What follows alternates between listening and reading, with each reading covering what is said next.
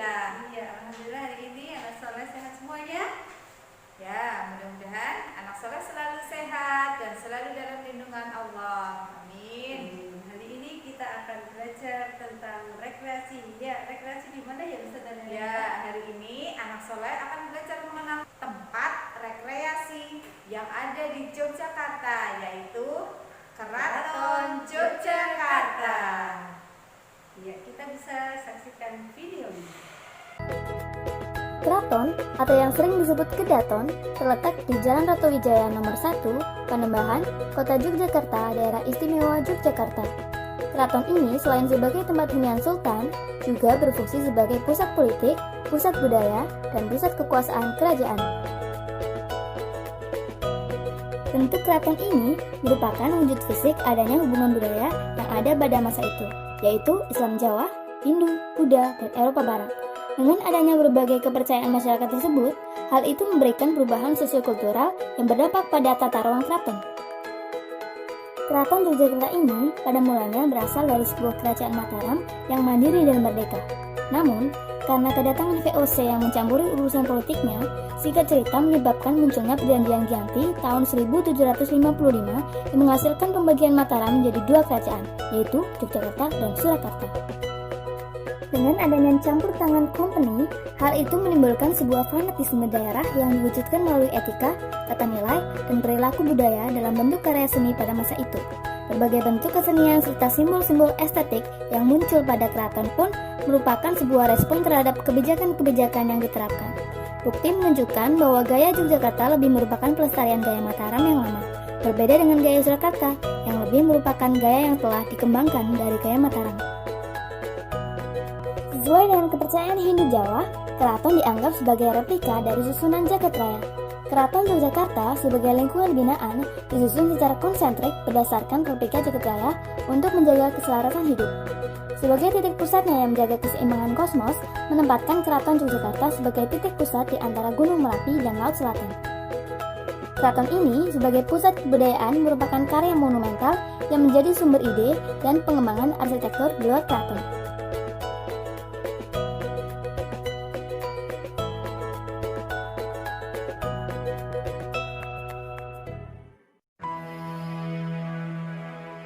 Beginilah susunan hierarkis keraton, yaitu arah utara selatan merupakan bangunan untuk kegiatan resmi dan tempat upacara serta kenegaraan, sedangkan arah timur barat merupakan ruang pribadi yang akrab dan keramat, digunakan untuk para istri dan putra-putri sultan. Di tengahnya terdapat bangsal Prabayaksa yang berfungsi sebagai titik pusat pertemuan arah utara selatan dan timur barat tersebut. Seperti yang teman-teman ketahui, Keraton Yogyakarta kini telah mengalami berbagai perubahan khususnya dalam konteks fungsinya. Dulu, keraton berfungsi sebagai pusat kendali pemerintahan yang sakral. Namun kini, telah berubah menjadi ruang publik pada momen-momen tertentu sekaligus menjadi objek studi wisata. Inilah bangunan-bangunan yang terdapat pada kompleks depan Keraton Yogyakarta. Bangsal Pagelaran. Ketika kita memasuki area wilayah keraton, kita menjumpai sebuah bangsal yang disebut dengan Bangsal Pagelaran. Bangsal ini terletak tepat di selatannya dari alun-alun utara. Pagelaran ini dulunya bertiang 63, kemudian 4 buah diantaranya diganti dengan 8 buah pilar besar sebagai tanda bahwa pagelaran tersebut disempurnakan oleh Sri Sultan Hamengkubuwono VIII. Di sebelah atas dari gerbang bagian luar, tampak hiasan relief yang mengandung makna Condro Sengkolo. Condro Sengkolo adalah sebuah istilah yang berupa susunan kata-kata yang memiliki watak bilangan untuk mendatangkan suatu angka tahun. Pada gerbang ini terdapat Condro Sengkolo yang bergambarkan 5 lebah yang melingkar di atas seekor buaya atau biawak yang memiliki arti Poncogono Saliro Tunggal dan bermakna 1865. Ini merupakan tahun di mana pagelaran disempurnakan oleh Sri Sultan Hamengkubuwono VIII. Pada gerbang sebelah selatan juga terdapat relief yang mengandung Suryo Sengkolo. Bangunan di mana terdapat gerbang-gerbang tersebut merupakan tempat menunggu tamu untuk menghadap Sri Sultan. Bangsal Pemandangan. Di ujung sebelah kanan dan kiri pagelaran terdapat 2 bangsal yang disebut Bangsal Pemandangan. Bangsal ini digunakan oleh Sri Sultan beserta para pimpinan prajurit untuk menyaksikan jalannya latihan perang-perangan, watangan, dan latihan dalam gelar perang yang dilakukan oleh para prajurit. Bangsal Pengapit atau Bangsal Pasewakan. Di kanan kiri bangsal pagelaran terdapat bangsal penghapit atau bangsal pasowakan yang dulu digunakan para senopati perang untuk menerima perintah Sri Sultan atau menunggu giliran untuk memberi laporan pada Sri Sultan. Kini, bangsal ini digunakan sebagai museum peragaan busana adat Keraton Yogyakarta. Bangsal ini memiliki atap susun dengan ukiran-ukiran yang sangat indah, di mana atap yang atas terpisah dari atap yang bawah. Bangsal pengrawit. Bangsal ini dulunya digunakan oleh Sri Sultan untuk melantik seorang patih. Bangsal ini berwujud dua buah bangsal kecil. Masing-masing bangsal terdapat sebuah selogelang sebagai tempat singgasana Sri Sultan dan putra mahkota. Relief perjuangan Pangeran Mangkubumi dan perjuangan Sri Sultan Hamengkubuwono IX. Relief ini dibuat pada tahun 1978 untuk kepentingan studi wisata. Kemudian, ketika kita beranjak dari bangsal pagelaran menuju Sitinggil, terdapat 6 pohon gayam yang dimaknakan sebagai simbol ayam atau bahagia. Bangsal Pacikiran. Namun, sebelum kita menginjakan kaki di Sitinggil, kita akan melewati dua bangsal kecil yang berada di kanan kiri jalan yang disebut dengan bangsal Pacikiran. Bangsal ini digunakan oleh abdi dalam Algojo Keraton dan masih digunakan hingga tahun 1926. Bangsal Agung Sitinggil. Di selatan Tarub Agung terdapat bangsal besar tempat singgasana Sri Sultan dan juga tempat Sultan-Sultan Mataram Yogyakarta dinobatkan. Bangsal ini disebut dengan Bangsal Agung Sitinggil. Sitinggil berarti tanah yang tinggi, digunakan sebagai tempat penobatan para raja keraton Kesultanan Yogyakarta sekaligus menjadi tempat diselenggarakannya upacara Pisowanan Agung. Pada tanggal 17 Desember 1949, bangsal ini digunakan sebagai tempat pelantikan Insinyur Soekarno sebagai Presiden Republik Indonesia. Kemudian, di tanggal 19 Desember 1949, di bangsal ini pula diselenggarakan peresmian UGM sebagai perguruan tinggi nasional pertama di Indonesia.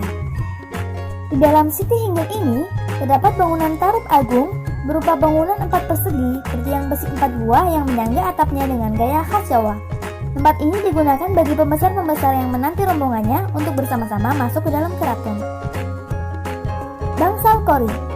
Di sebelah timur dan barat Tarub Agung terdapat tempat jaga bagi abdi dalam Kori yang bertugas menyampaikan permohonan rakyat pada Sri Sultan dan disebut dengan Bangsal Kori. Bangsal Manguntur Tangkil. Di bagian tengah bangsal Sitinggil terdapat bangunan bernama Bangsal Manguntur Tangkil, di mana di tengahnya terdapat batu persegi atau selogelang yang digunakan untuk meletakkan singgasana Sultan ketika berlangsung upacara penobatan. Bangsal Witono. Bangsal Witono ini terdapat di belakang Bangsal Manguntur Tangkil. Bentuk Bangsal Witono ini terdapat hiasan-hiasan yang ukirannya di langit-langit maupun tiang-tiang penyangga yang melukiskan persatuan dan kesatuan. Balai Bang dan Balai Angun-Angun. Kedua bangunan ini terdapat pada sisi kiri dan kanan halaman Sitinggil yang berfungsi menyimpan benda-benda keraton. Regol Brojonolo. Beranjak dari Bangsal Agung Sitinggil, kita akan menemui tembok tebal dan tinggi yang disebut Renteng Mentok Baturono. Setelah melewatinya, kita sampai pada pintu gerbang Brojonolo yang menghubungkan halaman Sitinggil Lor dengan halaman Kemandungan Lor di sebelah selatannya. Pintu ini hanya dibuka pada waktu upacara grebek yang diadakan 3 kali dalam setahun. Berikut adalah ilustrasi bagaimana untuk mencapai pusat keraton yang harus melewati halaman dan pintu gerbang yang berlapis. Pelataran arah utara selatan meliputi 1. Alun-alun utara, 2. Sitinggil utara, 3. Kemandungan utara, 4. Sri Mangati, 5. Kedaton, 6. Kemagangan, 7. Kemandungan Selatan, 8. Sitinggil Selatan, dan 9. Alun-alun Selatan. Pelataran Kedaton merupakan puncak konstelasi dari 9 pelataran tersebut. Kedaton diapit oleh 2 pelataran domestik atau kesatrian dan keputran, tempat keluarga keraton tinggal. Peralihan dari pelataran ke pelataran berikutnya dapat ditempuh melalui 9 pintu gerbang, yakni gerbang 1. Pangurakan, 2. Tarub Agung, 3. Brajanala, 4. Sri Manganti, 5. Danau Pertapa, 6. Kemagangan, 7. Gadung Mati, 8. Kemandungan, dan 9. Gading. urusan dalam istana berada di sepanjang pinggiran pelataran Kedaton, termasuk ruang hunian bagi para penghuni keraton. Ruang hunian di pelataran ini terbagi menjadi dua sisi, yakni keputren berada di bagian barat, sedangkan kesatrian berada di bagian timur. Ada kemungkinan bahwa ekspresi gaya seni pada Keraton Yogyakarta terinspirasi ajaran Vastusastra dan kepercayaan mistis pra-Hindu yang masih berlanjut hingga kini. Vastusastra adalah ajaran dari budaya India kuno yang merupakan sekumpulan aturan yang berusaha untuk memfasilitasi penerjemahan konsep-konsep teologis ke dalam bentuk arsitektur, menyangkut pertimbangan antara lain 1. Pemilihan lokasi site dekat pegunungan, sumber air, dan di tanah yang subur. 2. Bentuk dasar bangunan persegi atau segi empat. 3. Arah hadap bangunan timur dan timur laut atau arah matahari terbit yang merupakan arah utama. 4. Posisi sentral sebagai titik pusat suci atau tempat paling utama. 5. Bentuk meru pada atap. 6. Susunan ruangnya yakni menghadap rumah sebagai manusia. Dan 7. Berdasarkan 8 penjuru mata angin. Serta yang terakhir 8. Konsep kosmologisnya yakni menciptakan dan menjaga keselarasan antara alam kodrati dan alam adikodrati. Berikut bukti-bukti tata susunan ruang keraton yang mengikuti teori teologis Vastusastra, yaitu 1. Bangunan keraton berdiri di atas tanah yang subur. Keraton berada di tengah-tengah antara bentangan Sungai Code dan Sungai Winanga, serta di antara pegunungan selatan, Gunung Merapi di utara, dataran rendah antara pegunungan selatan dan pegunungan Kulon Progo, dan pegunungan Kulon Progo dan dataran rendah selatan.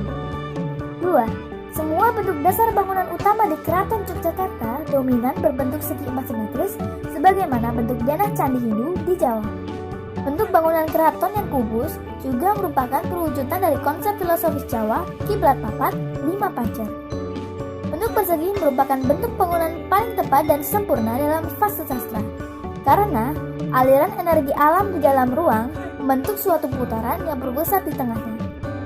Bentuk persegi juga dianggap sebagai mandala yang dalam arti makro berarti alam semesta dan dalam arti mikro berarti jagat cilik yaitu rumah tinggal manusia. 3. Orientasi bangunan Keraton Yogyakarta yaitu utara selatan dengan bangunan pusat yang sakral yaitu dalam prabayaksa menghadap selatan. Hal ini berbeda dengan kepercayaan Vastusastra yang mempertimbangkan arah matahari terbit di timur dalam pendirian bangunan.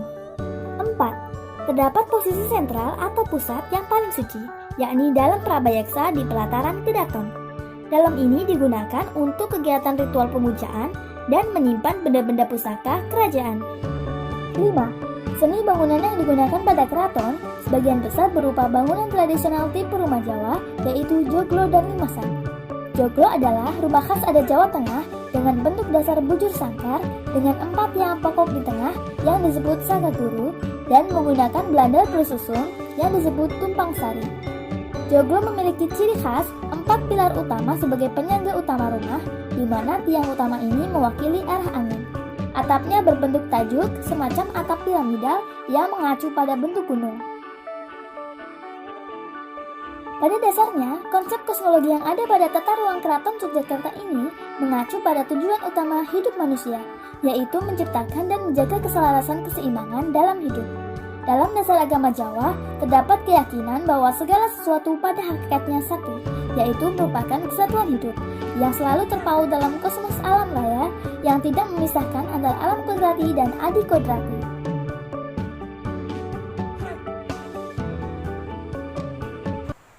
Kegiatan anak soleh hari ini, yang pertama, anak soleh akan menyebutkan benda-benda yang ada di keraton. Dan kegiatan yang kedua, anak soleh akan menulis kata keraton dengan krayon putih.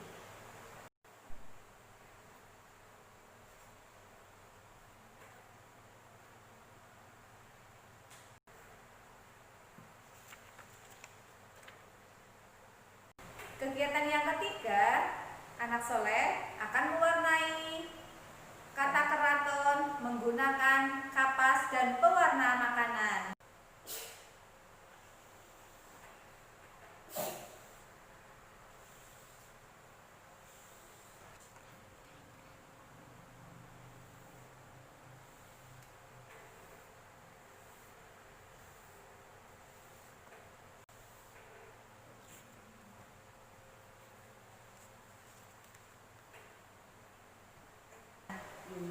Kegiatan yang keempat, anak soleh itu akan menulis angka 1 sampai 5 dengan kata 1 sama dengan kata 1.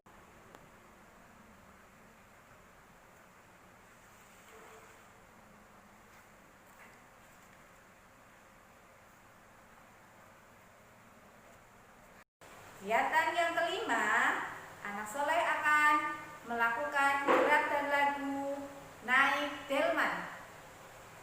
Ya, demikian kegiatan hari ini. Semoga anak soleh bisa belajar menyenangkan. Ya, jangan lupa anak soleh kirimkan video dan fotonya ke ustazah ya.